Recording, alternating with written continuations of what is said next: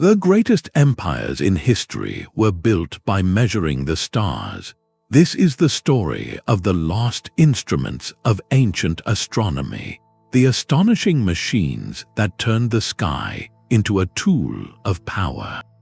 You will gain the ability to see the cosmos as an emperor or a scholar did, understanding the night sky as a clock, a calendar, and a map of profound authority. We will discover how a single bronze gear could predict an eclipse and why a library's end meant more than just the loss of scrolls. By the end, you will uncover a forgotten legacy of genius, written not on paper, but in brass and bronze. What does it mean for us when a civilization's greatest tools simply vanish? An emperor stands on a palace terrace, his eyes fixed on the darkening sun.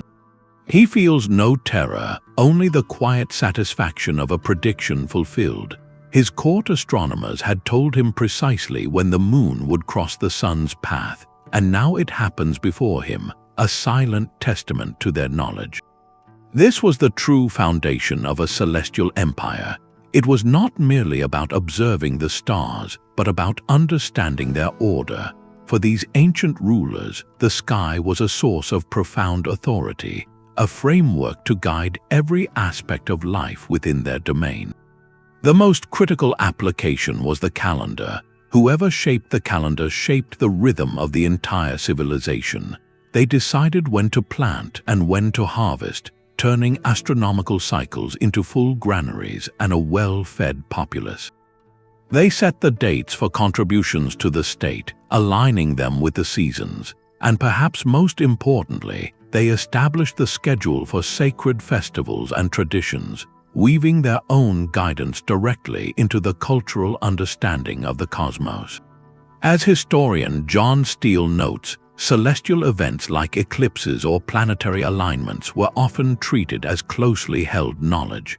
Awareness of an impending celestial sign was a form of influence, allowing a ruler to prepare his people for a moment of significance or to demonstrate stewardship over celestial patterns. This created a powerful, symbiotic relationship. Imperial vision demanded ever greater astronomical precision to maintain this harmony, and in turn, that demand drove the creation of astonishingly sophisticated instruments. The heavens became a great mechanism to be comprehended, and the devices that achieved this were among an empire's most valued treasures. This is why their disappearance was so much more than misplacing an object. It was the severing of a vital connection between human society and the cosmos above.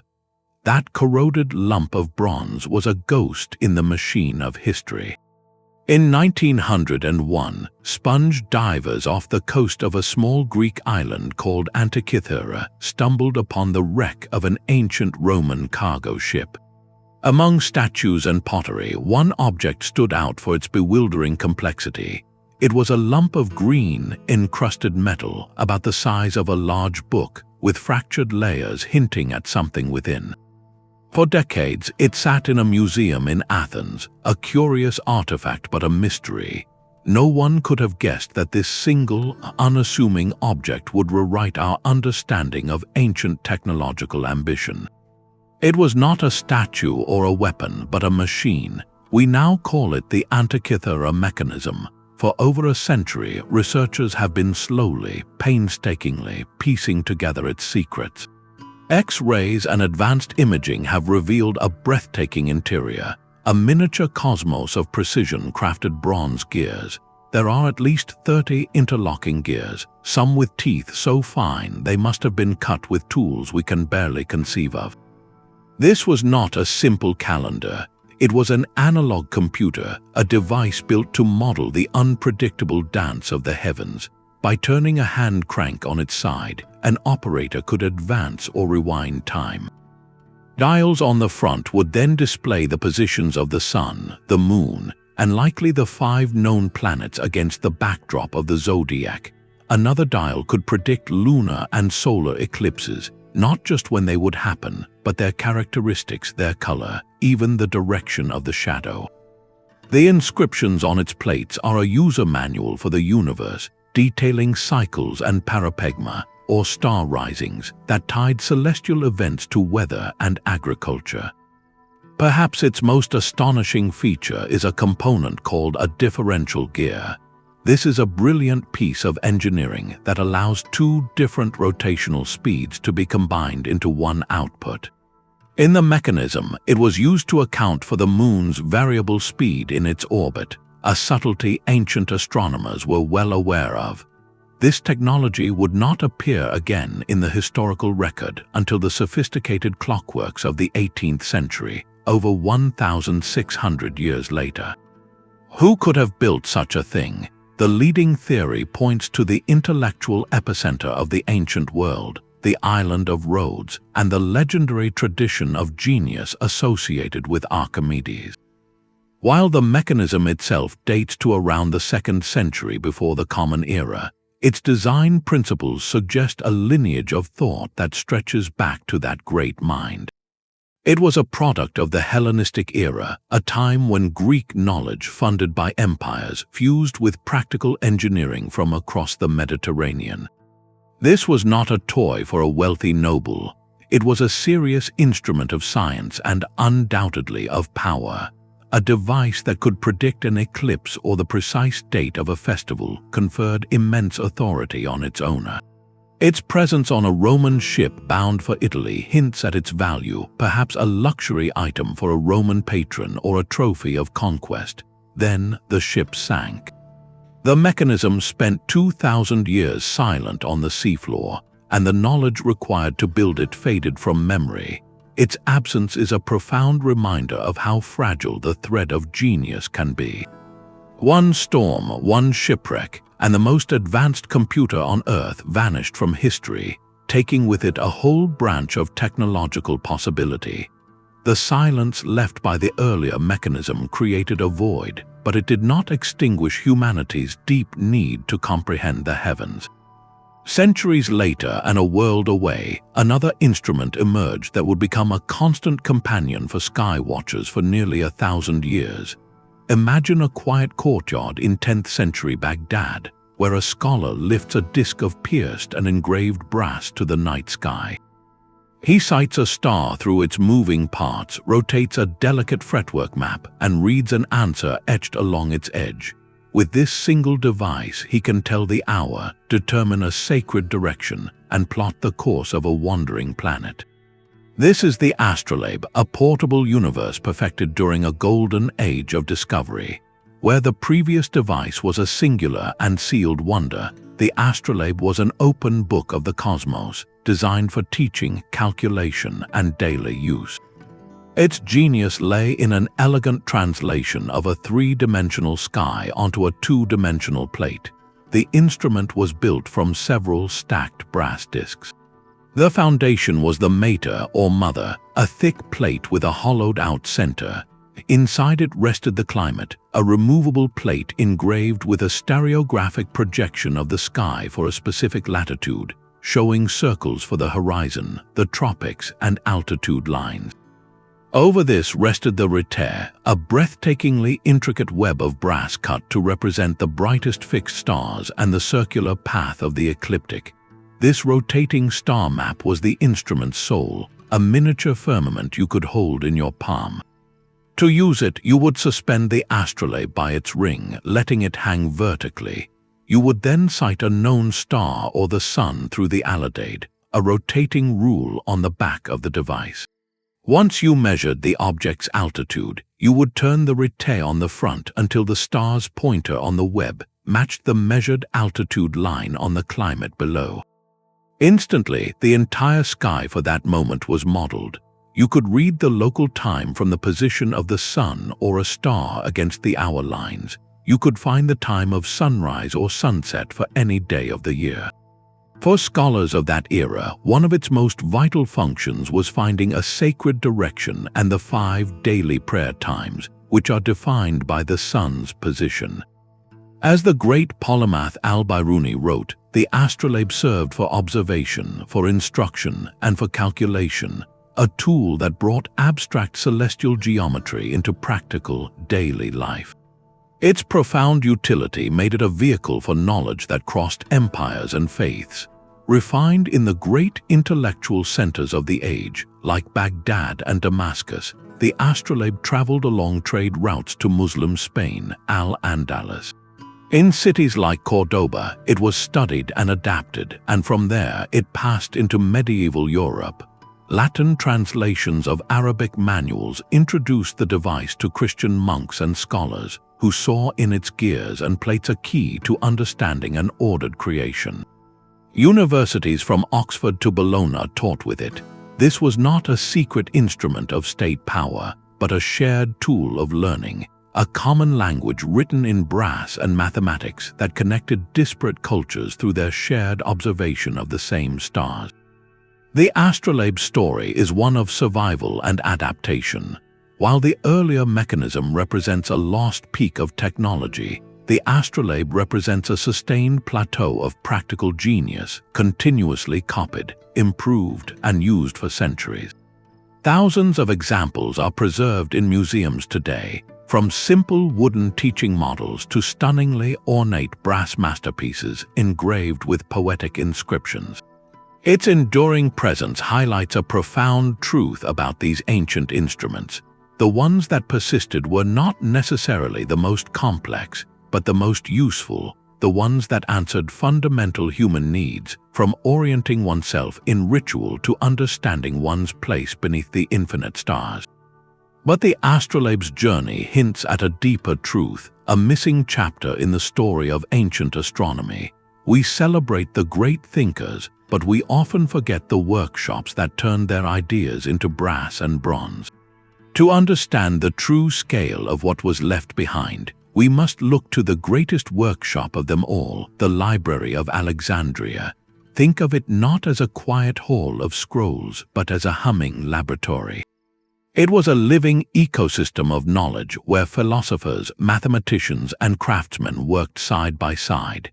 The library provided the theories from across the known world, and its associated workshops, the museum, transformed those theories into precise physical instruments. Within those spaces, figures like Eratosthenes and Hipparchus were not just abstract thinkers. They were likely designers collaborating with skilled metalworkers. Eratosthenes, who calculated the Earth's circumference with stunning accuracy, would have needed specialized tools to measure the sun's angle at two distant cities. Hipparchus, who discovered the precession of the equinoxes, the slow wobble of Earth's axis, required instruments capable of tracking stellar positions over decades. What tools filled these rooms? Grand armillary spheres, rings of metal representing celestial circles, used to model the paths of planets, meridional rings fixed in the north-south plane for pinpointing the moment a star crossed the local meridian, the key to accurate star catalogs, and precise water clocks, clepsydry, to measure time during nocturnal observations, because the turning of the sky was their only reliable clock. The end of the library's era, therefore, was so much more than the dispersal of texts. It was the fading of the very infrastructure of discovery. When those workshops were gone, it was not just ideas that vanished, but the hands-on knowledge, the craft secrets of alloying bronze, of cutting precise gear teeth, of calibrating a sighting tube. It was the separation of the tools from the blueprints. We can read a copy of a scroll that was saved elsewhere, but we cannot reconstruct a lifetime of experimental data, the notebooks of trial and error, the prototypes that taught a master craftsman how to finally succeed. What measurements were left unrecorded? What refinements to the design of an equatorial ring? What insight into optical flaws in a sighting instrument? What better method for graduating a scale? This knowledge gap is the quiet space in our historical record. It explains why a device as advanced as the earlier mechanism appears as a miraculous outlier, a glimpse from a world of technical possibility that was largely forgotten. The library's closing severed a living chain of transmission between mind and hand, between theory and tangible artifact. The instruments that survived, like the astrolabe, did so because their knowledge was decentralized, copied, and carried across continents by many hands. But the highest refinements, the most ambitious projects of the Alexandrian workshop, those became whispers, then silence. Their absence asks us to remember that genius needs a place to build, and when that place is gone, the path to the stars must be patiently rediscovered, one star at a time. A different empire on the other side of the world built its cosmic order from bronze and bureaucracy. In the observatories of ancient China, astronomers of the Han and Tang dynasties worked not with intricate gears, but with grand, open rings of metal. Their masterpiece was the Armillary sphere, an instrument of breathtaking scale and symbolic power. While Western astronomy later focused on the ecliptic, the path of the sun and planets, Chinese astronomers pioneered the use of the celestial equator, the projection of Earth's own equator onto the sky. Their armillary spheres were built around this fundamental circle, a choice that reflected a world-view seeking harmony with the natural order of the heavens. The instrument was a skeletal model of the cosmos. A central sighting tube was mounted within a series of concentric bronze rings, each representing a key celestial circle, the equator, the meridian, the horizon. These rings could be tilted and rotated to align with the sky's apparent rotation. By sighting a star through the tube and reading scales engraved on the rings, an astronomer could fix its position with remarkable accuracy, building a catalogue that would guide the empire for generations. This was not a pursuit of abstract science alone, it was the machinery of state legitimacy. The emperor ruled by the mandate of heaven, a cosmic authority that required constant reaffirmation. Any irregularity in the sky, a comet, a nova, a planetary conjunction, was a potential message. The armillary sphere was the empire's listening device. Court astronomers working through the night used it to maintain the official calendar, which dictated the timing of planting, harvests, taxes, and all important rituals. A precise calendar demonstrated that the emperor was in sync with the cosmos, his governance a reflection of celestial harmony. A mistake could be seen as a shift in that divine alignment. The legendary figure associated with its refinement is Zhang Heng of the Han dynasty in the 2nd century. A polymath, he described an armillary sphere powered by water, a clockwork cosmos that could model celestial motions automatically. While his original device is long lost, the texts describing it reveal an ambition to not just observe, but to replicate the turning of the heavens themselves. This tradition culminated centuries later in instruments of staggering size, like the great armillary sphere of the Yuan dynasty astronomer Guo Shaojing, its rings spanning meters in diameter. And here we encounter a different kind of silence. Many of China's greatest early instruments are gone, but not primarily from a single act of destruction. They were lost to technological succession and quite practically to metal recycling. When a new dynasty rose or a more advanced model was commissioned, the old bronze rings and frames were often melted down. The metal was too valuable, the need for new tools too great. The knowledge, however, was preserved in meticulous court records and star catalogues, so we know of Zhang Heng's sphere only from texts, a ghost instrument whose physical form was transformed to build its successor. This represents a continuous thread of state-sponsored learning, but one where each generation's hardware was often consumed to forge the next. The legacy survived in the data and the designs, but the original machines, those physical anchors to a specific moment of understanding, returned to the cycle from which their materials first came. The most powerful instrument in Babylon was not made of bronze but of clay. In the shadow of the great ziggurat, within the quiet scriptoriums of the Esagila temple complex, priests meticulously pressed wedge-shaped marks into damp tablets. They were not writing poetry or law, they were recording data. Night after night for centuries, they tracked the movements of the moon and planets, the appearances of comets, and the precise timing of eclipses. These clay tablets were their observatory, their database, and their predictive engine. From this mountain of recorded cycles, they distilled a system of forecasting so reliable it became a cornerstone of imperial power, the goal year method. Imagine needing to predict a complex event like a lunar eclipse without any understanding of orbital mechanics. The Babylonian approach was brilliantly empirical. They noticed that celestial phenomena repeat in grand cycles. For the moon, a key cycle is the Saros, a period of approximately 18 years and 11 days after which the sun, earth, and moon return to nearly the same relative geometry, and a similar eclipse will occur. But the Babylonian scholars worked with an even more precise tool, a combination of cycles. The goal year method began by identifying a goal year in the future.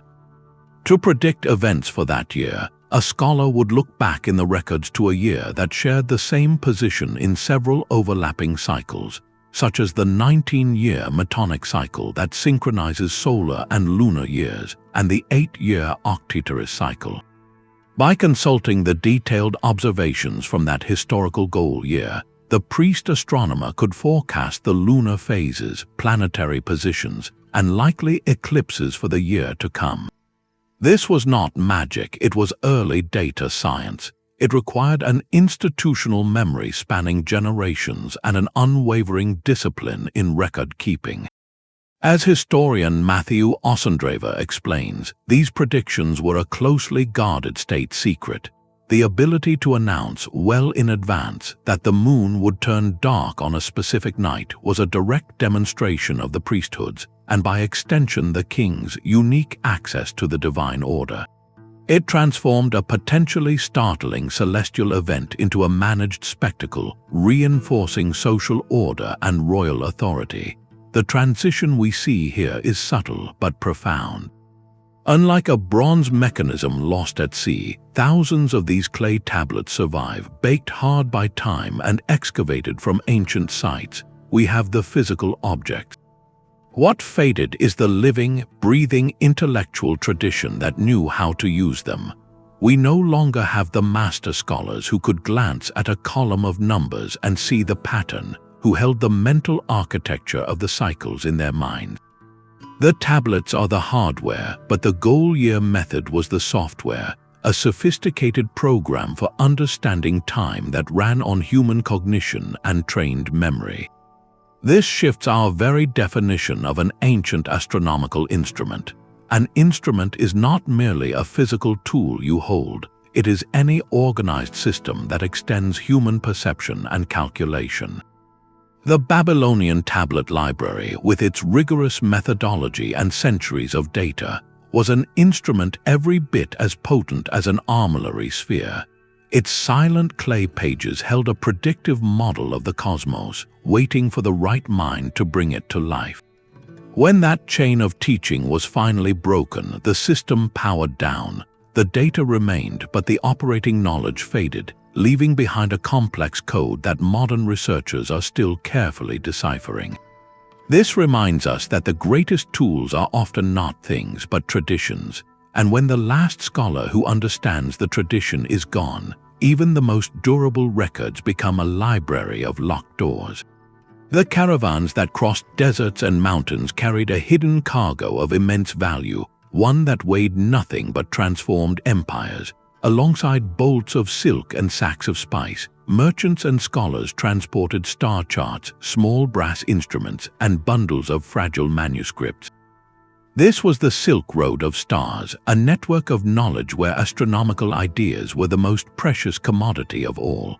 The transmission was rarely a simple hand-off.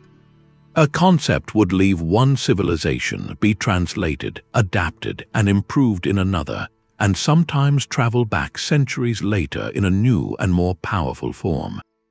Consider the journey of the Greek astronomical tradition. After the age of Alexandria, many foundational texts traveled eastward.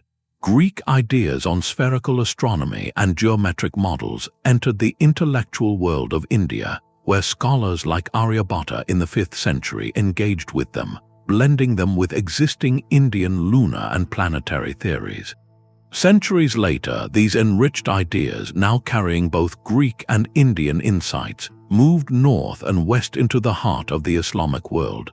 In Baghdad, the Abbasid caliphs established the Beit al-Hikmah, the House of Wisdom. This was not just a library, but a vast translation bureau. Teams of scholars, paid in gold, worked to render Greek, Persian, Syriac, and Indian scientific texts into Arabic. Ptolemy's great work, the Almagest, was translated and critically studied, becoming the bedrock for new advancements. The instrument that best embodies this fusion is the astrolabe. Perfected in the workshops of Baghdad and Damascus using Greek geometry, it then traveled in every direction. Muslim scholars carried it into Al-Andalus, Islamic Spain. From there, it entered Latin Europe, but it also traveled the other way, east along the Silk Road to China.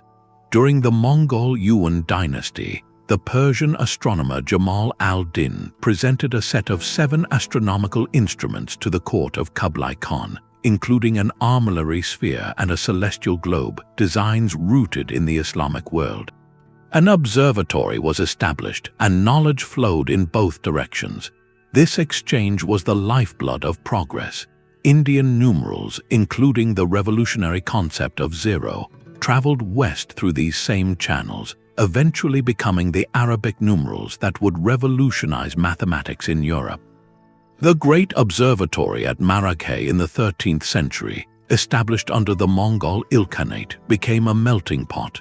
Chinese, Persian, Arab, and even Byzantine scholars worked there together, comparing observations and compiling new tables that were more accurate than anything before. Yet this system was breathtakingly fragile. The movement of ideas depended on peace, patronage, and open roads. A conflict could close a mountain pass for a generation. A shift in trade routes could isolate a center of learning. The end of a dynasty could halt the funding for an observatory and scatter its scholars. When this happened, knowledge did not simply wait quietly in a library. It could fade away entirely. A local tradition of instrument making, a unique method of calculation, a particular star catalogue, all could be lost if the chain of teachers and students was broken. The parchment scrolls might crumble, and the brass instruments might be melted down for other purposes. The Silk Road of Stars reminds us that our shared understanding of the universe was built not in isolation, but through a delicate, centuries-long conversation, one that could be interrupted by a single moment of profound change. Rome's most accurate timekeeper was also a towering monument to one man. In the heart of the Campus Martius, Emperor Augustus erected a sundial of staggering ambition, the Horologium Augusti. Its central pillar was not a simple rod, but a 100-foot-tall red granite obelisk, a trophy of conquest brought from Egypt. The shadow of this stone needle fell across a vast paved plaza, inlaid with a grid of bronze lines and Greek inscriptions that formed a giant meridian instrument. At noon each day, the shadow's tip would trace a path across this marble map of the sky, marking the hours, the seasons, and the changing length of the days with imperial precision. But this was far more than a public clock. Its design was a masterstroke of political theater, engineered to perform one celestial trick each year. The obelisk was positioned so that at midday on September 23rd, the autumn equinox, the shadow would point directly toward the entrance of the Aura Passus, the altar of peace, a monument celebrating Augustus's reign and the peace he had brought to Rome. More significantly, this date was calculated to align with the emperor's birthday. The message was unmistakable and carved in stone and shadow. The cosmos itself, through the sun's unchanging path, sanctified the rule of Augustus. His birth and his governance were in perfect harmony with the fundamental order of the universe. This blending of science and symbolism reveals a core truth about these ancient instruments. The Horologium was an astronomical tool, using the sun to track the solar year. Yet its primary function was not to help a farmer plant crops. but to reinforce a narrative of power for every citizen who walked across its plaza. It made an abstract concept, the emperor's divine favor, physically visible and predictable. As the shadow moved, it demonstrated that Augustus, like the sun, was a fixed and ordering principle in Roman life. Its fate, however, underscores the vulnerability of such politically charged instruments. When the era that built it passes, the monument can lose its meaning and its caretakers. The Horologium's precision depended on perfect maintenance. The bronze lines in the pavement could be looted. The obelisk itself could topple in an earthquake or be covered over by the silt of the Tiber River over centuries, which is exactly what happened. While the obelisk was rediscovered and re-erected in the 18th century, the Great Meridian Plaza was lost, its fragments scattered beneath modern Rome. This is a different kind of transition than a shipwreck or a melted-down sphere. The Horologium did not vanish because its technology was forgotten, but because the world it was built to glorify came to an end. Its purpose was so intimately tied to a single individual and a specific political moment that its relevance did not survive them. It became a curiosity, then a site of memory, its sophisticated astronomical function overshadowed by the passage of the empire it once celebrated. The instrument's life was inextricably linked to the fortune of the state, a reminder that when the patron falls, even the mightiest sundial eventually stops telling time.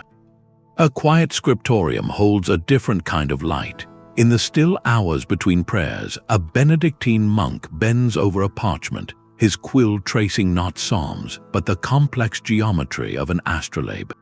He is copying a text that has traveled a vast distance. An Arabic astronomical treat is now being translated into Latin. His work, and that of countless anonymous scribes in monasteries across Europe, formed a narrow, vital bridge across which the legacy of ancient astronomy would pass. While empires rose and fell outside the cloister walls, within them, the precise language of the cosmos was being preserved one careful letter at a time. This was not a time of great observatories or new instruments. The physical tools of antiquity were largely gone. What remained, and what these monks safeguarded, was the essential knowledge, the theoretical understanding and practical instructions contained in manuscripts. Their task was one of faithful transmission, copying and recopying texts that explained the motions of planets, the use of the astrolabe, and the principles of the celestial sphere. Without this relentless, quiet labor, the intellectual heritage from the ancient world could have vanished completely. The great works of Ptolemy, the star catalogues, the geometric proofs, all might have faded into the same silence that settled over the old workshops of Alexandria. The monastery scriptorium became a kind of intellectual ark, and the fragile parchment was its hull. One figure stands out as a symbol of this transfer. Gerbert of Aurillac, a 10th century scholar and monk who would later become Pope Sylvester II, was fascinated by the advanced knowledge of the Islamic world.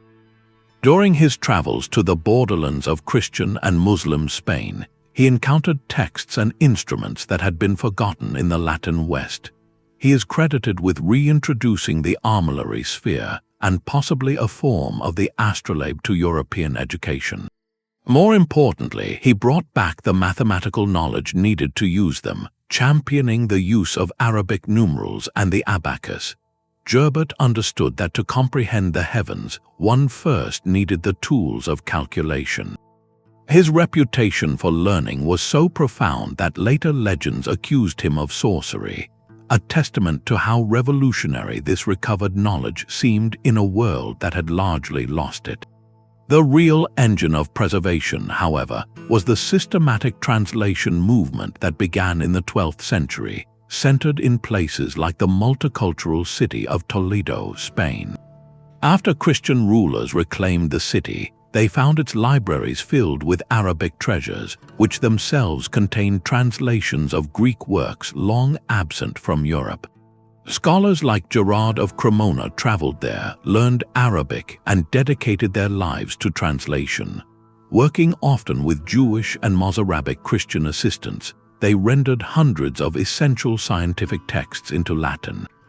Ptolemy's Almagest, the cornerstone of ancient astronomy, entered the European mainstream through this gateway. This was not mere copying, it was a reactivation of an entire intellectual system. The translated manuscripts became the new curriculum for the emerging universities of Paris, Oxford, and Bologna. The instrument in this age was the codex itself. A single bound book could contain star tables, construction plans for an astrolabe, and philosophical speculations on the nature of the cosmos. Its value was beyond measure. It was a seed, dormant and protected through a long season, containing within its pages the blueprints for all the future instruments to come. The monk in his scriptorium, his fingers numb and his lamp burning low, was not just a copyist, he was a gardener tending that seed. His work ensured that when the conditions were right, when the curiosity and patronage of the Renaissance dawned, there was something substantial to cultivate. The line of inquiry had been kept alive, not in brass, but in ink, a fragile thread of light connecting the ancient world to the modern. A giant star globe turned silently in a darkened chamber, its surface a mirror of the night. In the great observatory of Marrakech, built in the 13th century under the patronage of the Mongol Ilkhan Hulagu Khan, scholars like Nasir al-Din al-Tusi did not just look up at the sky, they held a miniature version of it in their hands. These were not simple decorative spheres, but precision instruments of science, large celestial globes, sometimes constructed from interlocking metal rings or crafted as solid spheres of brass, served as three-dimensional star charts and powerful computational aids. Constellations were engraved upon them, their stars marked as points of light in silver inlay. But their true purpose was to model the complex, looping paths of the planets against that fixed backdrop, solving problems of spherical astronomy that were difficult to work out on flat parchment. The genius of al-Tusi and his colleagues was in their relentless pursuit of accuracy. They were correcting the ancient Greek models, which imagined planets moving in perfect circles. Observations proved the planets did not follow such simple paths, and so Islamic astronomers developed new mathematical devices, like the Tusi couple, a geometric theorem that could generate linear motion from two circular motions. This theoretical breakthrough was meant to be physically embodied in their instruments. A great globe could be used to visually demonstrate and calculate these improved planetary models, turning abstract geometry into something a scholar could manipulate and measure. Yet today, we search in vain for the original globes of Marrakech, or those from the later legendary observatory of Ulugh Beg in Samarkand. Their physical absence is almost total. We know of them only through detailed descriptions in manuscripts, through later copies made in the Ottoman Empire or Renaissance Europe, and through the enduring star catalogues whose data they helped produce. The reason for their disappearance points to a recurring vulnerability in the history of astronomy, the fragile link between discovery and political patronage. These observatories were not independent universities, they were crown projects. Hulagu Khan funded Marrakech in part for the prestige of advanced science, but also for the practical need of accurate astrological forecasting to guide his rule. Ulugh Beg, himself a prince and astronomer, built his observatory as a personal passion. This system produced bursts of phenomenal progress, but it tied the fate of the instruments directly to the life and priorities of the patron. When the patron passed from the scene, the driving force behind the observatory often vanished as well. Funding dried up. The international team of scholars drawn from across the empire would disperse to seek new positions. The magnificent, expensive instruments, symbols of the previous ruler's legacy, held little value for a successor with different ambitions. Left unattended, the observatory buildings fell into ruin. The great brass globes and precision rings, masterpieces of engineering, were ultimately seen as stores of raw material. they were likely dismantled and melted down for other purposes, their intricate engravings and careful calibrations lost forever in the process. This pattern reveals a poignant equation. The very source of the instrument's creation, imperial wealth and ambition, also became the cause of its dissolution once that attention shifted. The knowledge, thankfully, had a better chance of survival, carried away in the minds and manuscripts of the scattered scholars. But the physical artifact, the crafted universe in brass, was anchored to a place and a person, and when that anchor gave way, it faded from view. The lost globes of Marrakech stand as silent witnesses to a profound truth, that the tools for measuring eternity are themselves subject to time, dependent on the fleeting priorities of the powerful men who commissioned them. A different kind of river flowed through the heart of these ancient observatories, one that measured not distance, but the most elusive dimension of all, time. While the stars turned in their silent arcs above, the most reliable clock on Earth was not made of gears, but of gravity and water. The clepsydra, or water clock, was the steady pulse behind the night's observations, and in the hands of master engineers, it became something far more spectacular, a hydraulic engine capable of animating the cosmos itself. In the workshops of Alexandria, the inventor Ctesibius created a water clock that was a masterpiece of feedback control. His design used a constant head of water to ensure a steady flow into a measuring vessel, a simple yet brilliant solution to the problem of timekeeping accuracy. But he did not stop there. He transformed this utilitarian device into a theater of natural philosophy. His clock featured moving figures, ringing bells, and even models of celestial bodies that would shift with the passing hours. It was an automaton, a self-operating machine that displayed the harmony of the heavens through the reliable medium of flowing water, making the abstract concept of cosmic order visible and audible to its audience. This tradition of hydraulic wonder reached a breathtaking peak over 1,000 years later in the medieval Islamic world. The polymath engineer Ismail al-Jazari, in his book of knowledge of ingenious mechanical devices from the 12th century, described his monumental castle clock. This was not a mere timepiece, it was a programmable spectacle. Driven by a complex water wheel and a system of floats and levers, it featured automated musicians, doors that opened to reveal figurines, and most significantly, a display of astronomical information. Zodiac signs would rotate, phases of the moon would change, and perhaps even models of the sun and moon would traverse a dial, all synchronized by the relentless, measured drip of water. These devices were profound philosophical statements. They served as public demonstrations of a universe governed by predictable, mechanical principles. The flowing water represented the constant, unstoppable flow of time itself, while the automated displays above showed the celestial consequences of that flow. For a scholar or a ruler, possessing such a machine was to hold a miniature, working model of a rational creation, a testament to human understanding of nature's deepest rhythms. The absence of these physical objects today speaks to a particular kind of historical distance, one of vanished craftsmanship rather than lost theory. We have al-Jazari's detailed manuscript with its exquisite illustrations and explanations. We have descriptions of Ctesibius's work from ancient sources. But the machines themselves, with their precisely calibrated water channels, their delicate automata, and their perfectly balanced floats, are no longer with us. The knowledge of how to translate those diagrams into silent, smooth motion, the tactile skill of the metalworker and the carpenter, that lived experience has faded from the world.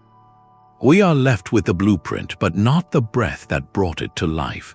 These hydraulic marvels remind us that the ultimate goal was not just measurement, but manifestation. The great astronomers sought to capture the logic of the heavens in data and equations. The great engineers like al-Jazari sought to then rebuild that logic here on Earth, in brass and wood and water, for all to see and wonder at. In their silent halls, the universe did not just spin above, it danced below, powered by a stream of water and an endless human curiosity to make the invisible clockwork of the cosmos tick where everyone could hear it. The year 1204 began with a promise of holy war, but it ended in a library burning. An army of crusaders, diverted from its intended path, stood before the towering walls of Constantinople, the capital of the Byzantine Empire and the last great repository of the ancient world. What followed was not a battle for a city, but its systematic dismantling. For 3 days, a frenzy swept through streets that had been centers of learning for almost 1,000 years. The Crusaders sought relics and gold, but in their wake they left a different kind of ruin, one measured in lost knowledge and shattered craftsmanship. This event represents one of the most decisive ruptures in the entire history of astronomy. It was here that a living, breathing thread of knowledge stretching back to the Greeks was not just frayed but severed. Constantinople was far more than a political capital, it was a living archive. While Western Europe had been slowly reconstructing ancient science from translated texts, the Byzantines had never lost it. In its palaces and monasteries, scribes had been continuously copying and annotating the works of Ptolemy, Aristarchus, and Hipparchus for centuries. More importantly, the city housed the workshops and the craftsmen who could still interpret and build from those texts. Byzantine astronomers were not merely curators of old ideas, they were active refiners, using and improving upon instruments like the Astrolabe and the Armillary sphere. The city was a direct bridge to the intellectual world of Alexandria and Athens, a bridge made of parchment and bronze. When the walls were breached, this cultural treasury was treated as mere plunder. Precious manuscripts, some of them the only copies of certain Greek scientific works, were torn apart or burned. Ecclesiastical libraries, the quiet homes of scholarly monks, were ransacked. But the greatest loss may have been in the workshops. To a soldier, a finely crafted brass armillary sphere or a complex geared model was not a priceless artifact of human genius, it was simply a lump of metal. In the chaotic economy of those days, such objects were prime candidates for the melting pot. Their value was reduced to their weight in bronze or silver. We can only speculate about what unique devices, perhaps refinements of an ancient technical tradition or observational tools of unparalleled precision, were fed into the fires, their intricate gears and engraved scales lost forever. This moment forces us to confront a difficult historical truth, that conflict can be uniquely destructive to knowledge. This was not the quiet decline of a center of learning after its patron died. This was a targeted erasure. The Crusaders saw the Byzantines as heretics, not as guardians of a shared heritage. In that framework, their books and tools held no intrinsic value, only a material one. The result was a double amnesia. The West lost access to original sources that could have accelerated its own scientific awakening. And the East, the Byzantine Empire itself, was so diminished that it never fully recovered its intellectual momentum, continuing for another 2 centuries before finally falling to a different conqueror. The silence after 1204 is profound. It is the silence of workshops that would never ring with hammers again, of observation logs that would never be completed, of a continuous conversation with antiquity that was suddenly shouted down. This event exemplifies how war, especially war driven by dogma, treats cumulative human understanding as mere collateral damage. The instruments lost were not just objects, they were the physical culmination of centuries of unbroken questioning, each generation building upon the last. Their loss reminds us that the path to the stars is not just built by genius, it is protected by peace, and it can be erased in an instant by those who cannot see its worth. Stone pyramids became calendars in the dense green heart of the Maya world. While empires elsewhere built instruments to hold, the Maya built them to stand within. Their most profound astronomical devices were not portable tools of brass, but permanent features of the landscape, vast architectural complexes engineered to capture specific moments of celestial light. Among these, the E-group configuration stands as a masterwork of stone and shadow, a testament to an empire whose very identity was woven into the fabric of time itself. The classic E-group layout is deceptively simple in plan. On the western side of a broad plaza, 3 small temples are arranged in a north-south line.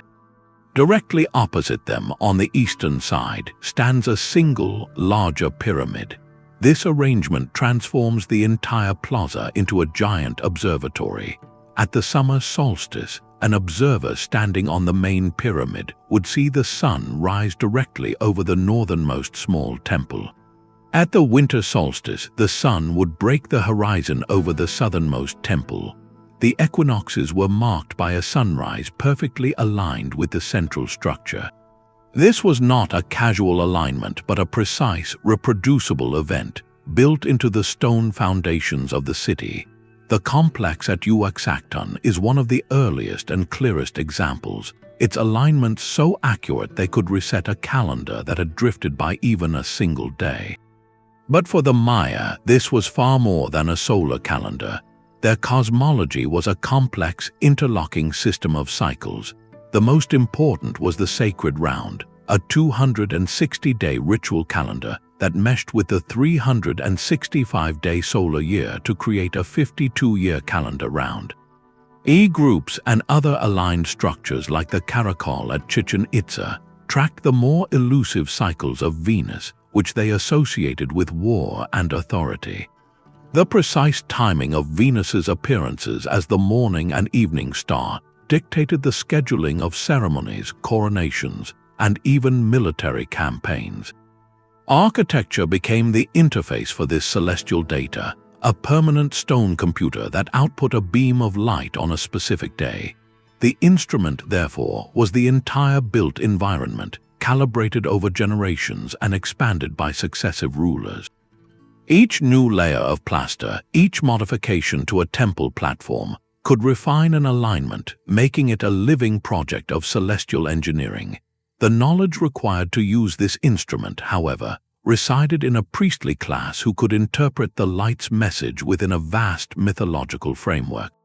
A solstice sunrise was not just a seasonal marker, it was a moment of cosmic renewal, a time when the gods were in a specific configuration requiring specific human actions, from offerings to significant rituals. This is where we encounter a unique form of distance from the past. The stone instruments themselves still stand, enduring in the jungle. We can measure their alignments with modern tools and confirm their astronomical intent. What has faded is the living software, the complete cosmological system that gave those alignments their full meaning.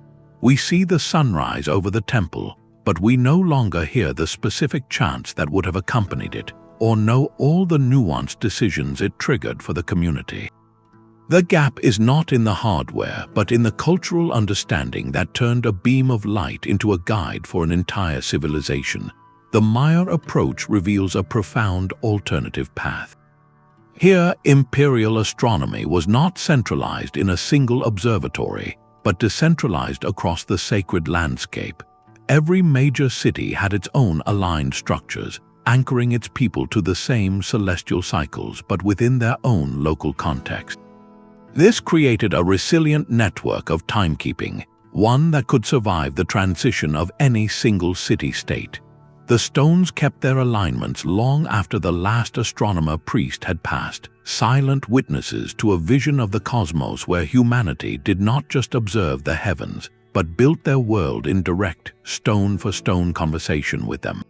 The open ocean offered no landmarks, only the endless rhythm of waves and the vast dome of the sky. For a Persian captain navigating the monsoon routes of the Indian Ocean in the 10th century, his most trusted guide was not a map, but a heavy disc of brass swinging from his hand. This was the mariner's astrolabe, a rugged cousin to the delicate planispheric instrument used by scholars on land. Where the planispheric astrolabe was a universal computer of the heavens, the mariner's tool was built for one singular purpose: to find latitude at sea. Its design was a lesson in practical necessity. It was often a solid, weighted disc of brass or bronze, pierced with holes to reduce wind resistance. The delicate sighting vanes of the land astrolabe were replaced with a simple alidade, a rotating rule with sighting pins. Most importantly, it was heavy and thick, designed to remain relatively stable despite the constant motion of a ship's deck. The procedure was straightforward but required great skill. The navigator would suspend the astrolabe by its ring, letting it hang vertically. He would then line up the sights of the alidade with the sun at midday or a known pole star at night. By reading the angle from the graduated scale on the disk's edge, he could determine the celestial body's altitude above the horizon. This single number, the altitude of the sun at local noon, was the key. Since the sun's noon altitude changes predictably with latitude, the captain could calculate how far north or south he had traveled. It transformed the abstract grid of the Earth into something he could measure with a simple angle, turning the sky into a nautical chart. This instrument was the engine of a different kind of empire, one built on commerce rather than conquest. Persian and Arab merchants dominated the Indian Ocean trade routes for centuries, connecting the markets of East Africa, the Arabian Peninsula, India, and Southeast China. Their ships carried porcelain, spices, textiles, and gems in volumes that created staggering wealth. This vast economic network required reliable, repeatable navigation. The mariner's astrolabe provided that reliability, enabling sailors to ride the monsoon winds with confidence, knowing they could find their way back to known ports. It tied celestial measurement directly to the flow of gold and goods, making astronomical precision a cornerstone of economic power. The journey of these instruments, however, was written in salt water and hard use. While a few exquisite planispheric astrolabes survive in museum collections, cherished as works of art and science, the mariner's tools had a different life. They were working instruments exposed to the elements, violent storms, and the rough handling of daily use. Most were not lost in dramatic shipwrecks like the earlier mechanism, but simply wore out over time, their scales becoming worn, their moving parts corroded. When they could no longer serve, they were likely recycled or set aside.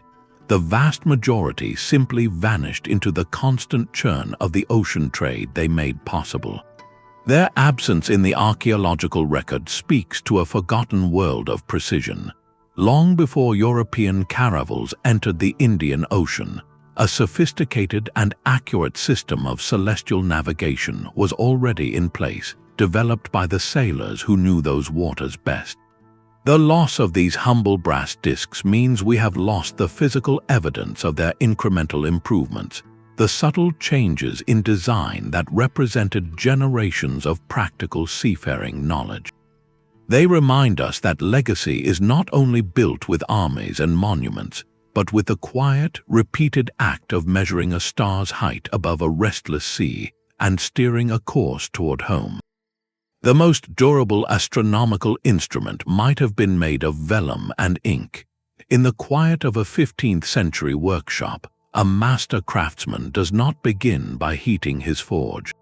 He opens a book. This is a pattern book, a manuscript filled with meticulous diagrams for constructing astrolabes, quadrants, and sundials. With these pages, he can replicate the design of an instrument crafted in another city, or even another century. This was the paper revolution, a profound shift that transformed how astronomical knowledge was preserved and transmitted. For the first time, the intricate design of a complex machine could be separated from its physical brass embodiment and copied infinitely. A single, beautifully illustrated codex could serve as the master template for dozens of identical instruments, spreading precision across continents.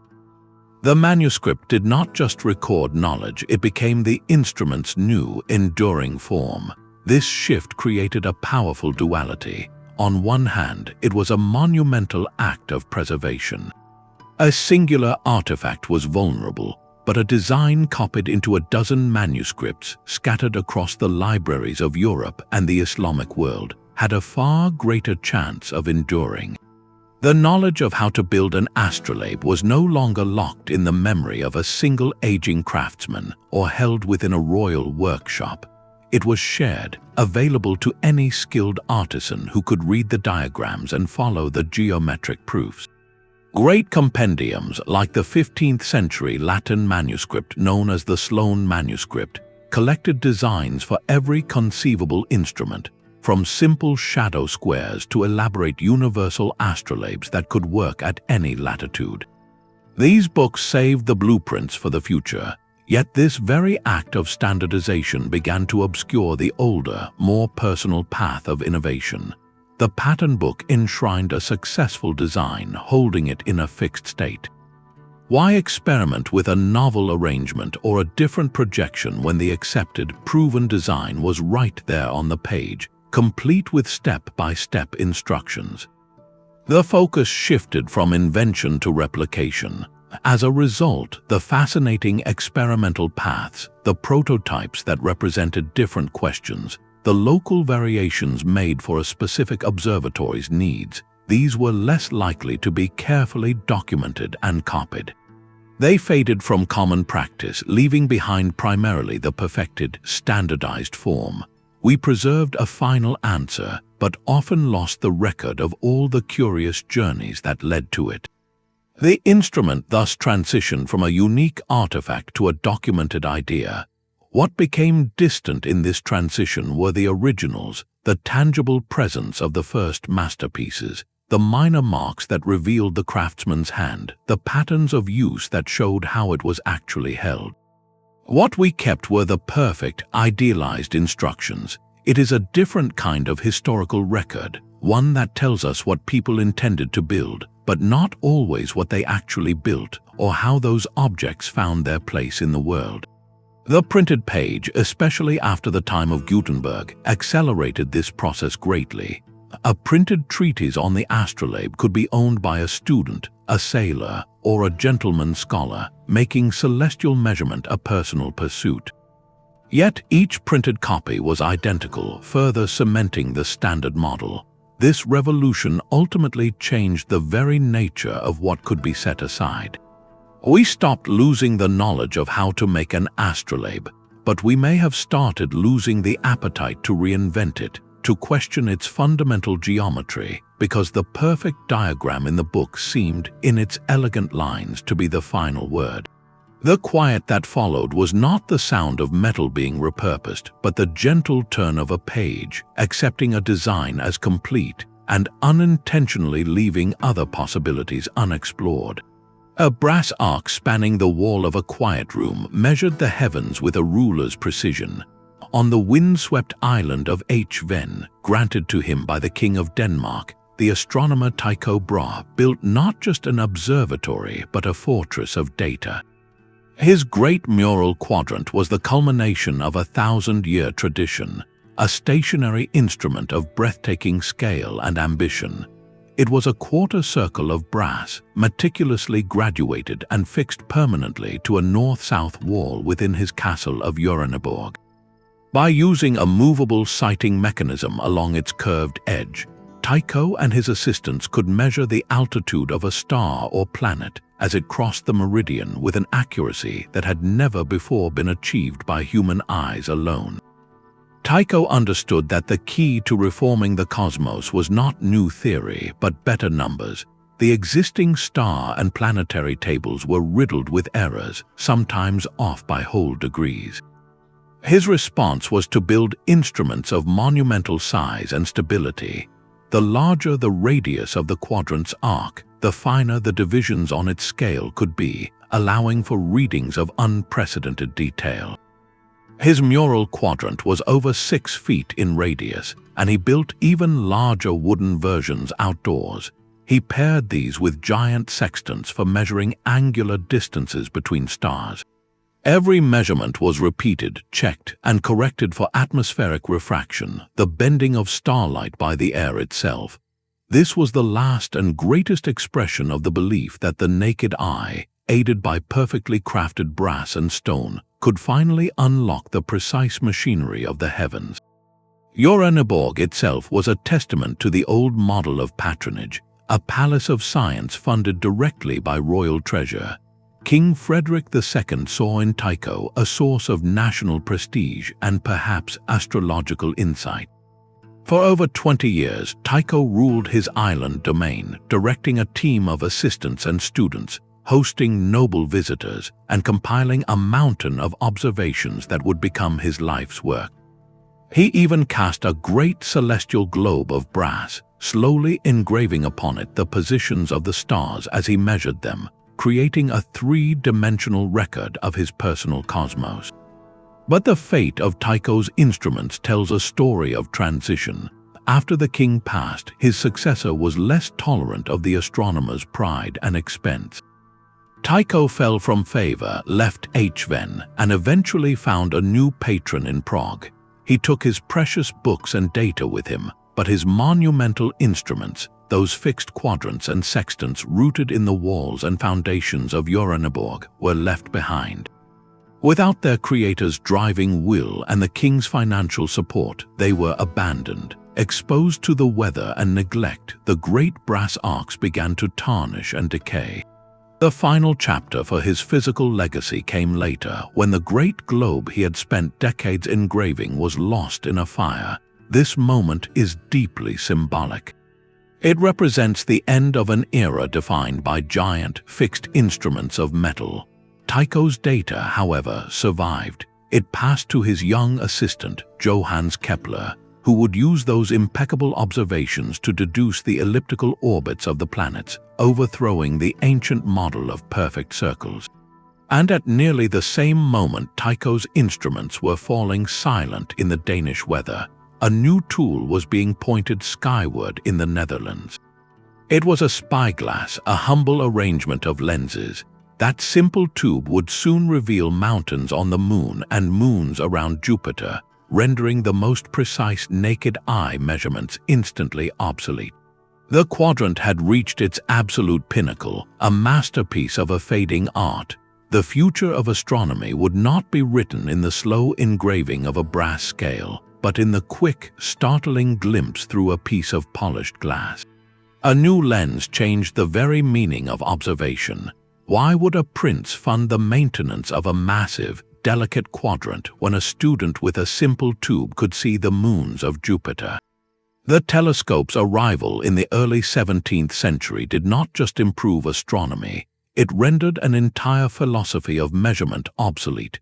For millennia, the goal had been to perfect the human eye's relationship with the sky, using brass and geometry to refine our natural vision. The telescope declared that vision was not enough.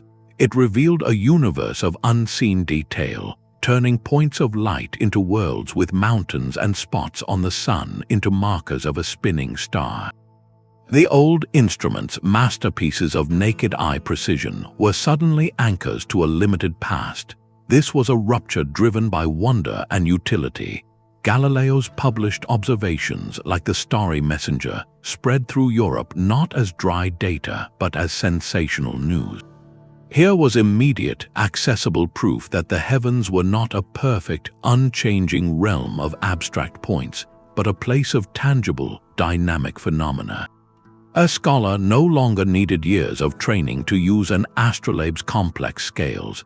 He could simply point a spyglass and see. The drive to understand this new cosmos created an urgent demand for better telescopes, not better quadrants.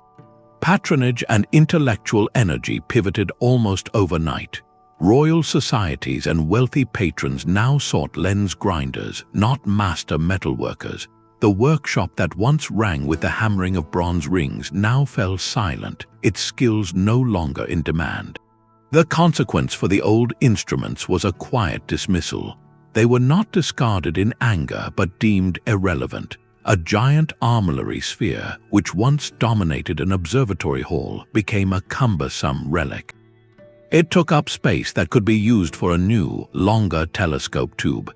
Its precise brass components were a tempting source of raw material for other projects. or its frame might be taken apart to build a shelf for books of the new science.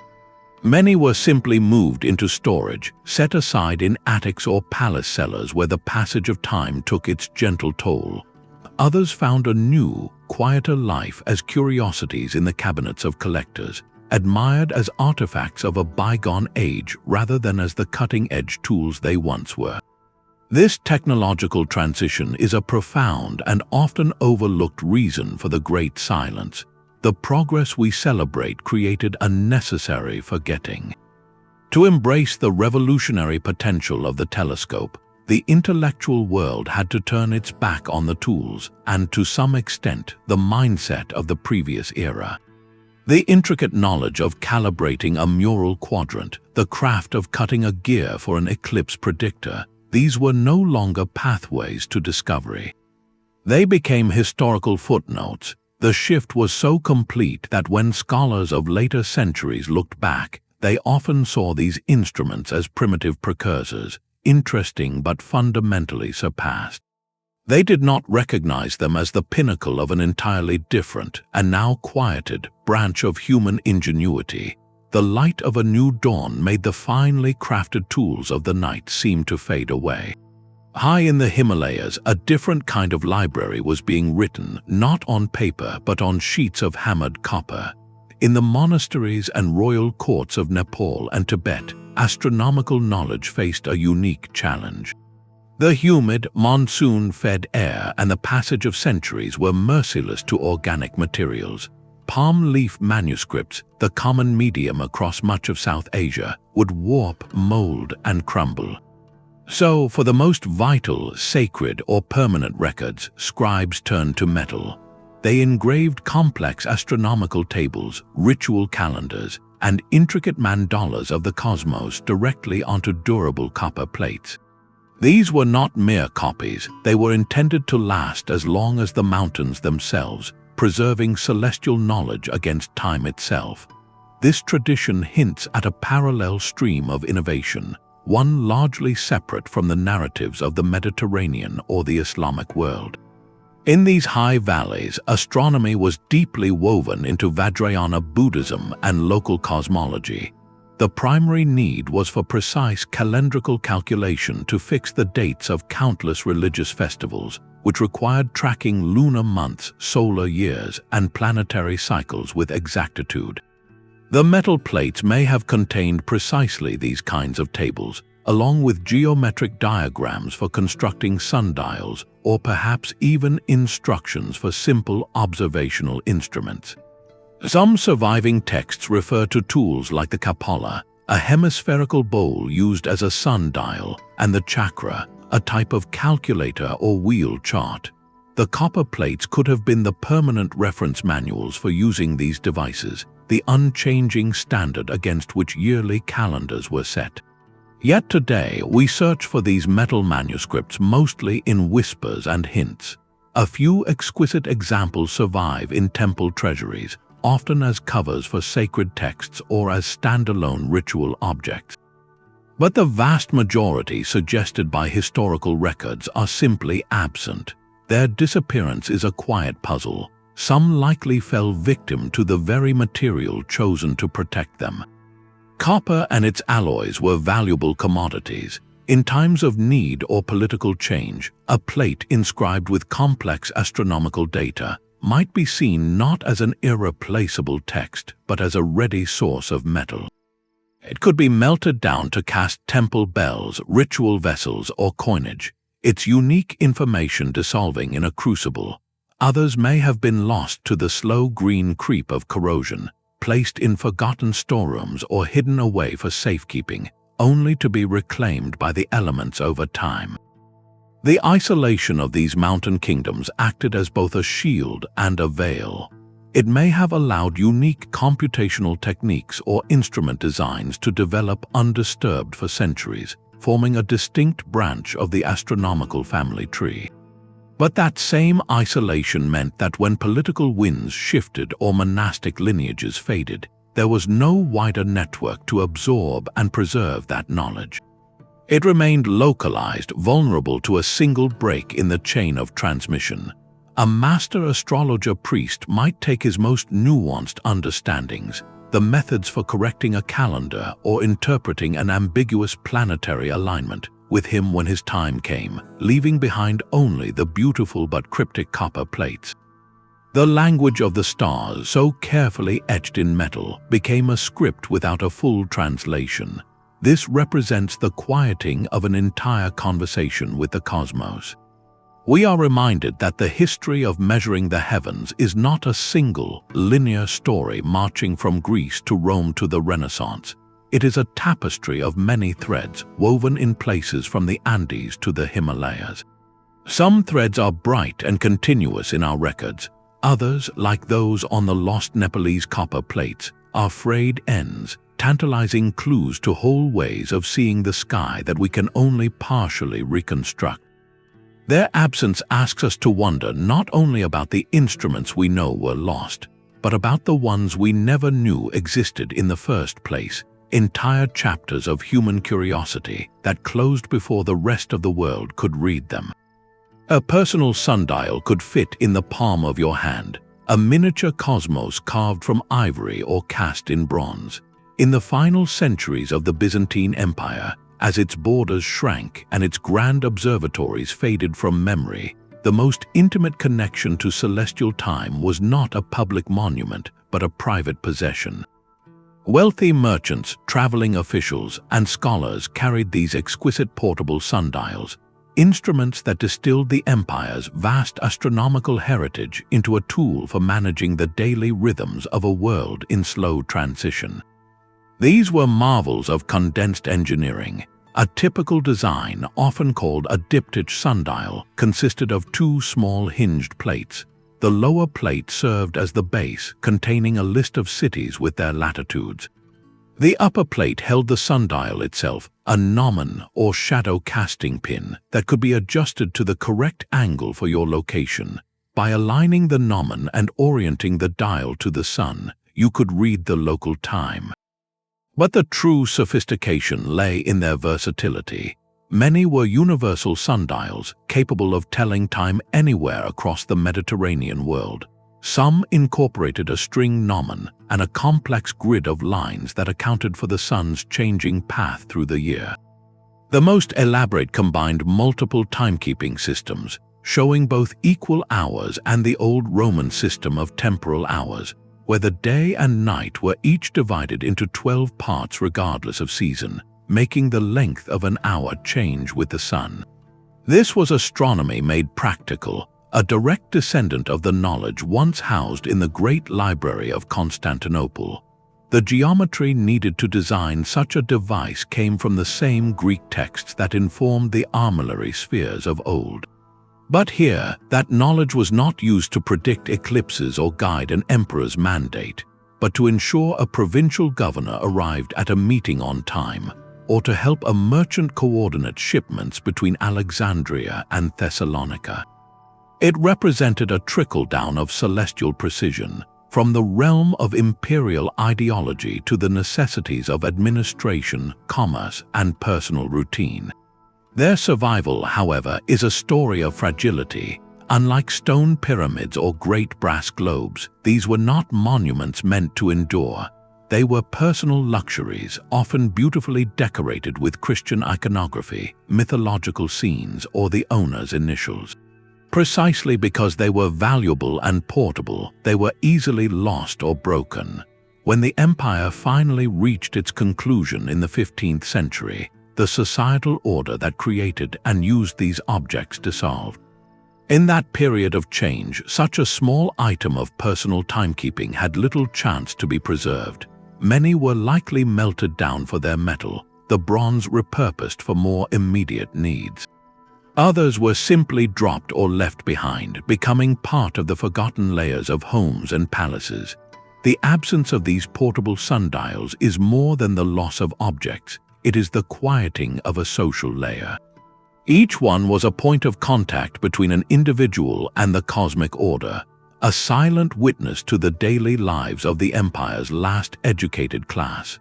We can study the grand treaties and the chronicles of emperors, but these small tools would tell us how time was actually experienced, how the abstract measurements of the sky structured a merchant's journey or a scholar's day. Their scattering represents the fading of a certain kind of cultivated, everyday relationship with the heavens, one that valued personal precision amid the gathering shadows. They remind us that when an era passes, it is not just its armies and laws that recede, but also the small, precise habits of time that held its daily world together. A fragment of a Roman sundial rests on a velvet cushion, its bronze now a curiosity beside a polished nautilus shell and a stuffed bird of paradise. This is the Renaissance Cabinet of Wonders, a room where the world was collected and categorized, often separated from its original story. For the first time in centuries, ancient astronomical instruments were being actively sought and preserved, but at a profound cost. They were saved from being lost, only to be placed in a different kind of silence. The prince or merchant who acquired these objects saw them as trophies of a conquered past, artifacts of a bygone world whose ingenuity was admired, but whose purpose was often utterly misunderstood. A complex astrolabe became a mere decorative disc, its intricate repair admired as delicate filigree rather than a precise map of the stars. A broken piece of a water clock's mechanism was a fascinating relic of Roman engineering, with no thought given to the steady rhythm of water that once gave it meaning. This culture of collection was preservation through appropriation. It valued the object for its rarity, its beauty, or its age, but rarely for the system of knowledge it represented. The instrument was physically saved, but its context was left behind. No one asked the craftsman who made it about the alloy he used, or sought out the last astronomer who knew how to align its sights. The associated manuscripts, the user manuals, the observation logs that gave the tool its purpose, these were not considered part of the prize. The result is a spotty and deeply frustrating archaeological record. We have the beautiful, finished product sitting in a museum case, but we are missing the workshop debris, the broken prototypes, the apprentice's flawed first attempt, all the evidence that would show us not just what they built, but how they learned to build it. The act of preservation itself became a form of quiet separation. When a geared fragment from Alexandria was placed next to a mineral specimen, it ceased to be an instrument of cosmic measurement. It became a specimen itself, a silent artifact in a display of human curiosity. The knowledge of its function faded, leaving behind a beautiful enigma. We are left with these exquisite fragments, like pages torn from a book, and must spend centuries trying to guess the story they were meant to tell. The cabinet saved the hardware, but allowed the software to be permanently forgotten. It reminds us that saving an object is not the same as saving its meaning, and that a collection of fragments, however precious, can never reassemble the living, breathing intelligence that first gave purpose to the bronze. A perfect circle holds the universe in its geometry. Across the Indian subcontinent for centuries, astronomers did not always reach for brass or bronze to measure the sky. They reached for a pen. Their most profound instruments were often diagrams, intricate geometric constructions known as Yantras. These were not mere illustrations, but active computational tools, cosmic machines rendered in ink on palm leaf or later on paper. A yantra was a universe in miniature, a fusion of mathematics, art, and spiritual cosmology designed to calculate time, predict eclipses, and model planetary motion. Where a Western armillary sphere existed in 3 dimensions of metal, a yantra achieved a similar complexity in 2 dimensions of line and angle, a flat map of cosmic logic. The texts of the Kerala school of astronomy and mathematics, flourishing from the 14th century onward, are filled with descriptions of these devices. One prominent example is the chakra yantra, a circular instrument. It typically consisted of a series of concentric circles, each representing a different celestial cycle. Radii divided the circle into segments for zodiac signs, while intricate networks of connecting lines formed a web for calculations. To use it, a scholar would perform a series of geometric operations, manipulating strings or markers across the diagram according to set rules. This process could yield the time of sunrise, the longitude of a planet, or the timing of an eclipse based on incredibly sophisticated mathematical models developed by thinkers like Nilakantha Somayaji and Madhava. The yantra was the interface for this advanced mathematics, translating complex algorithms into a visual, tactile procedure. This tradition represents a different philosophy of instrumentation entirely. The primary tool was the human mind, trained in a specific, rigorous geometric language. The yantra was the medium, a temporary or permanent diagram that externalized that mental process. Some were drawn ephemerally on chalkboards or in sand for a single calculation. Others, intended for lasting reference or temple use, were meticulously inscribed onto durable copper plates. These metal yantras were the closest physical counterparts to the brass instruments of other cultures, permanent calculators etched in sheets of copper. They blended deep astronomy with an artistic sensibility, where the beauty of the symmetry was itself a reflection of cosmic order. The quiet shift here is subtle and twofold. The knowledge itself, the mathematical theorems and the instructions for drawing the yantras, survived remarkably well in the manuscript tradition.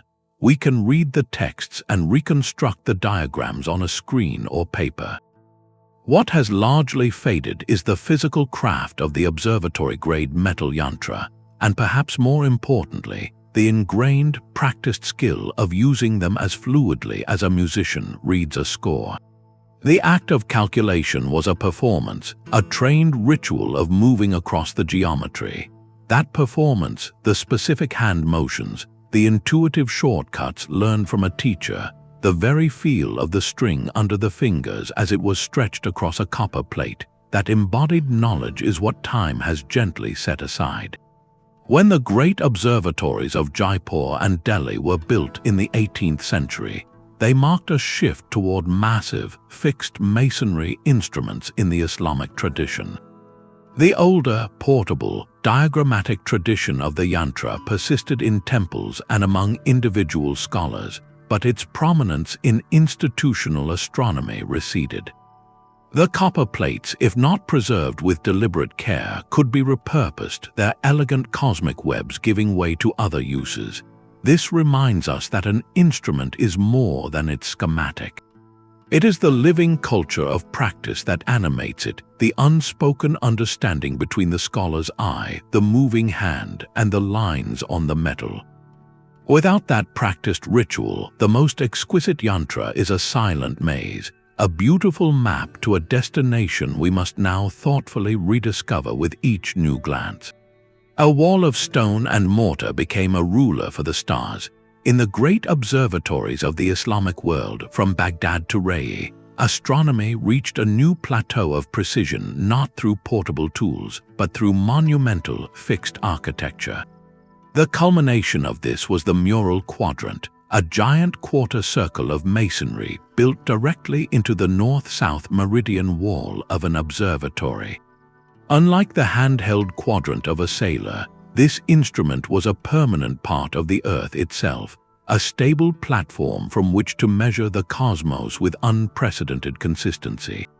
Its development was powered by a revolutionary mathematical tool, trigonometry, which Islamic scholars had refined and expanded. This new science of triangles provided the exact language needed to translate the angle of a star's ascent, measured along the quadrant's giant arc, into precise numerical coordinates on the celestial sphere. The instrument and the mathematics were a perfect partnership, each demanding more from the other. The astronomer Al-Khujandi, working in the late 10th century at the observatory in Brahe near modern Tehran, constructed one of the most famous of these giants. His Fakhri sextant, though called a sextant, was essentially a colossal 60-degree arc, a massive structure set deep into the ground and rising high against the sky. Built from stone and faced with finely crafted metal, its scale was its genius. The larger the radius of the arc, the more finely its degree markings could be subdivided, allowing for measurements of stellar altitude far more detailed than any smaller instrument could achieve. To use it, an observer would wait for a specific star to cross the local meridian, the imaginary north-south line in the sky. As it reached its highest point, an assistant would slide a massive alidade, a sighting rule, along the curved track of the quadrant. Where the alidade pointed to the star, a reading was taken from the graduated scale on the masonry. This single number, the star's meridian altitude, was a golden data point. Combined with similar observations over many nights, it allowed astronomers to build star catalogues of stunning accuracy, correcting errors that had accumulated over centuries. These structures were more than scientific tools. They were statements of imperial and intellectual confidence. Building an observatory to house such an instrument required immense patronage and a long-term commitment to a project that might not yield immediate practical results. It signaled a civilization's investment in pure knowledge, in mapping the heavens for the sake of understanding itself. The quadrant itself, fixed and immovable, mirrored the perceived fixed order of the celestial sphere it measured. It was a permanent conversation with the universe, etched in stone. Their eventual silence, however, came from the very permanence they relied upon. When political winds shifted, or when a patron or dynasty transitioned, the support for the observatory's staff and maintenance would fade. The scholars would disperse, taking their knowledge with them in manuscripts, but the quadrant, the massive stone and metal ark, could not be moved. It was left in place. The observatory at Brahe, like so many others, was eventually closed, exposed to weather and the passage of time. With its valuable metal fittings often removed, the great instrument slowly returned to the earth. What remained for later centuries was not a gleaming tool of science, but a subtle trace in the landscape, a faint, crumbled curve that only archaeologists could recognize as the footprint of a quadrant. This pattern represents a poignant climax. The Islamic mural quadrant was arguably the highest achievement of the pre-telescopic, empirically driven astronomical tradition. The data it produced fed directly into the European Renaissance, providing the refined celestial coordinates that thinkers like Copernicus and Kepler would later use to revolutionize our cosmic model. Yet the physical instruments that generated that data virtually vanished, their substance returning to the landscape. They achieved their purpose not by enduring as objects, but by transforming into information, into numbers on a page that could travel lightly across borders and centuries. That faint arc in the dirt is a quiet testament to a simple truth, that the most lasting legacy of a tool is often not its brass or stone, but the precise light it once captured from a distant star. The most enduring legacy of a bronze instrument was often its weight. In a world where metal was wealth, the intricate gears of an eclipse predictor or the finely engraved plate of an astrolabe represented a difficult choice. Do you preserve a tool of knowledge, or do you melt it down to pay an army, to cast a cannon, to mint the coins that keep an economy from collapsing? This relentless economic pressure, the great melt of history, is perhaps the single most common reason why these masterpieces vanished from the world. Their value as raw material consistently outweighed their value as heritage in moments of crisis. The Roman Empire provides a stark early example. During financial shortages, emperors would routinely order the melting of bronze statues, not just of forgotten politicians, but of gods and heroes, to produce new coinage. A beautiful celestial globe from a nobleman's villa, if seized by the state, would have been seen not as a loss to science, but as a convenient source of high-quality bronze for the mint. The metal had a more urgent purpose in the pocket of a soldier than in modeling the orbits of planets. This logic extended through the centuries with a consistent pattern. In medieval and early modern Europe, church bells were a perennial target. Cast from bronze and often richly decorated, they represented a large, accessible store of metal. During times of war or siege, city authorities would order bells taken down from their towers to be recast into cannon. The same craftsmen who once tuned bells for perfect pitch would find themselves melting them down to build engines of war. This practice erased not only timekeepers for communities but also, undoubtedly, any large astronomical instruments that might have been housed in those same bell towers or monastic complexes. The great astronomical clock in a cathedral square with its moving planets and zodiac signs would be a prime candidate for the smelter when a city's walls were under threat. Its purpose shifted from marking the harmonious hours of creation to providing the material for its own defense. The Islamic world faced identical pressures. During the tumultuous periods of Mongol invasions or internal conflicts, the libraries and observatories of great cities were vulnerable. A brass astrolabe, even one crafted by a master for a caliph, was ultimately a disk of metal. In a prolonged siege with resources running low, such objects would be gathered and recycled. They might become tools, hinges, or, most likely, weaponry. The knowledge of the stars, engraved so carefully on its surface, was sacrificed to the immediate terrestrial need for survival. Even in times of peace, when an instrument became obsolete or damaged, the temptation to reuse its valuable materials was strong. Why let a broken armillary sphere gather dust in a storehouse when its brass rings could be forged into new lamps, or its copper into pots? This creates a tragic conflict that the very empires who built these instruments would have understood perfectly. They too prioritized immediate, practical needs. The bronze for a new statue of the emperor or for 1,000 soldiers' helmets always took precedence over preserving the tools of a previous generation's curiosity. The conflict is between the present and the future. The ruler melting a statue for coins is solving a problem for today. The scholar pleading for its preservation is arguing on behalf of a tomorrow he will not see. There is no malice in this, only the relentless arithmetic of survival and power. It means that the instruments we have today survived not just by being durable, but by being forgotten in attics, lost in shipwrecks, or hidden away in places where their material value was overlooked. They escaped the economy of their time. Every masterpiece we now study in a museum is a fugitive from the smelter's fire, a quiet survivor of a calculation that, for centuries, almost always ended the same way.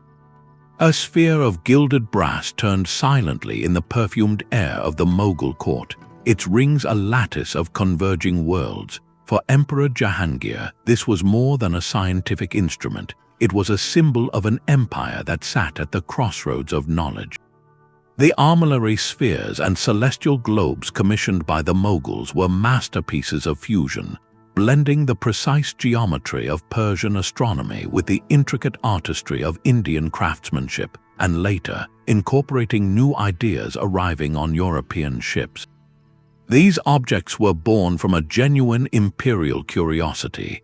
Emperor Humayun, deeply interested in the stars, was said to have designed his palace quarters as an allegorical chart of the heavens, and he maintained a personal observatory.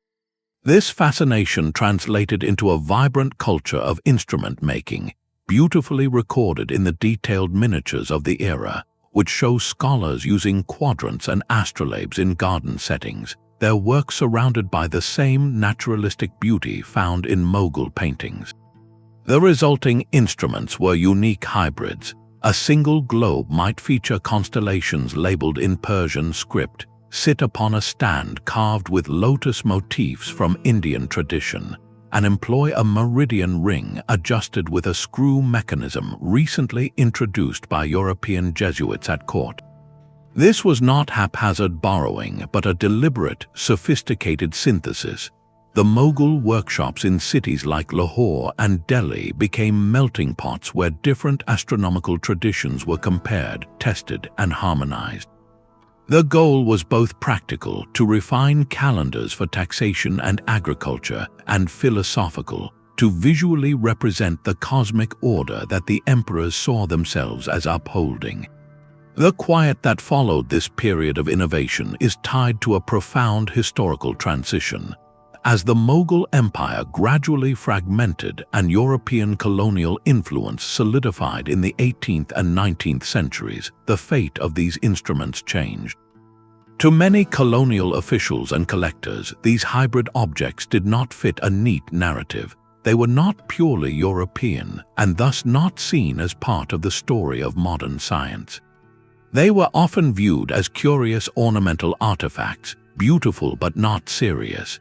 During the political changes and dispersals that accompanied the expansion of colonial rule, many of these masterpieces were separated from their homes. Some were taken as trophies back to Europe, entering private collections as exotic curios, severed from the context that explained their design. Others were simply misplaced, repurposed, or left in forgotten palaces. This represents a fading of a particular kind of genius, the intellectual syncretism that thrives at cultural intersections. The Mughal instruments were physical proof that scientific progress is not a linear race with a single winner, but often a collaborative, cross-cultural conversation. Their separation and dispersal meant that a whole branch of this dialogue grew quieter. The colonial perspective, which often sought to categorize and separate traditions, could not easily appreciate the value of a tool that was deliberately neither one thing nor the other, but a new creation born of exchange.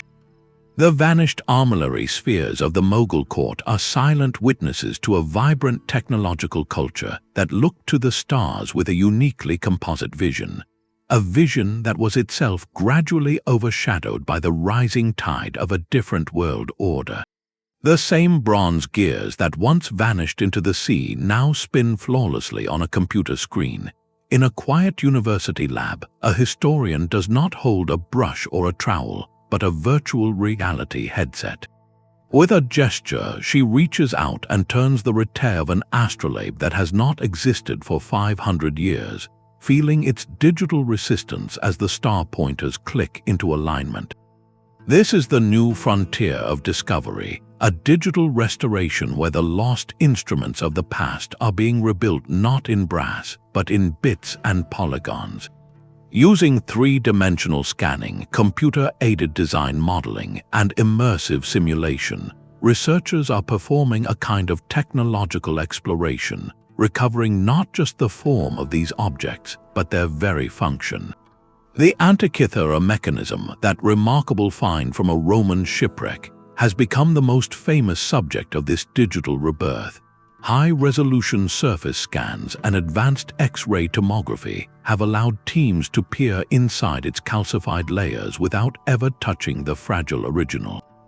From this data, they have built exquisitely precise digital models. Every gear tooth, every worn inscription is mapped. These models are then animated, allowing scholars to virtually turn the crank and watch the dials move, testing long-held theories about its gearing sequences and eclipse prediction cycles. Disagreements about a missing component or a debated inscription can be tested by building a virtual prototype and seeing if the mechanism still produces a coherent output. It transforms speculation into experiment. Beyond singular artifacts, entire spaces are being reconstructed. Projects are now creating virtual reality models of lost observatories, like the Great Islamic Complex at Marrakech. You can stand on the platform where Nasir al-Din al-Tusi once worked, look up at a simulation of the 13th century night sky, and walk over to interact with a digital replica of his giant mural quadrant. You can attempt to take a measurement yourself, understanding the physical challenges of aligning a sighting rule on a star while the wind blows. This experiential layer is profound. It moves us from knowing about an instrument to understanding its use, its scale, and the very human perspective of the astronomer who relied on it. This modern toolkit is itself a new kind of instrument, calibrated not for measuring the heavens but for measuring the past. It allows for non-destructive testing of fragile originals. A scholar can simulate the effects of different alloys on thermal expansion in a gear train, or calculate the precise torque needed to turn a sundial's gnomon. The goal is to answer questions that text alone cannot. How accurate was this device? What was its margin of error? And what does that tell us about the observational priorities of its makers? This work offers a powerful, hopeful counterpoint to our long narrative of rediscovery. For centuries, we have traced the quieting of these tools, their repurposing, and their fading from memory. Now we are learning to make them speak again. We cannot hold the original, but we can experience its operation, its cleverness, and its constraints. It bridges millennia not through a surviving fragment, but through shared understanding. The digital model becomes a new kind of common ground, where a historian, an engineer, and anyone with curiosity can gather to turn the same virtual crank and witness the same ancient prediction of a lunar eclipse click into place. It reminds us that while the physical artifact may be gone, the intelligence that designed it can, in a new and dazzling light, be brought back to life. The true cost of a lost instrument is measured in the questions we can no longer ask. Our journey through these vanished tools reveals a quiet, profound truth. Empires measured the heavens to rule the earth, and their astronomical devices were as fragile as the power they served. From the intricate gears of the Antikythera Mechanism to the colossal quadrants of Brahe, these were not mere gadgets. They were the pinnacle of their age, a fusion of art, science, and statecraft. Each one was a physical argument about humanity's place in a vast and ordered cosmos. Their disappearance was never a single event, but a series of quiet transitions. A ship sinks into the silent deep. A workshop is abandoned when its patron falls. A library is consumed in a time of conflict. A brass globe is repurposed for more immediate needs. With each loss, a chapter of human ingenuity was gently closed. A specific path of questioning was set aside for the future to rediscover. Yet their legacy never completely vanished. It whispers to us still. It is encoded in the structure of our modern calendar, which divides the year based on observations those ancient astronomers refined. It lives in the precise maps that guide ships and satellites.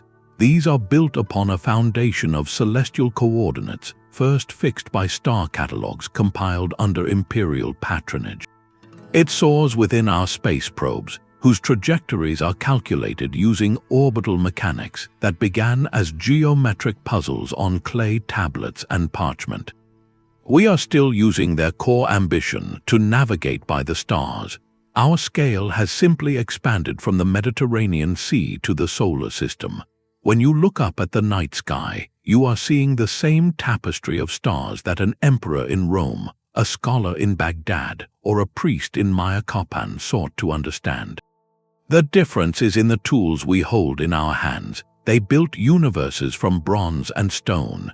We build them from silicon and light. Their story reminds us that progress is not a straight line, but a fragile network. It is often interrupted and patiently rebuilt over generations. It asks us to value not just the answers we find, but the exquisite tools we create to seek them. For they are the true monuments of a civilization's curiosity. If this exploration of how we once measured the heavens has sparked your own curiosity, we would be honored if you subscribed for more journeys into the deep past. And we would love to hear from you. Of all the lost instruments we have wandered through, which one do you wish we could recover today? Share your thoughts in the comments below. Until next time, keep looking up.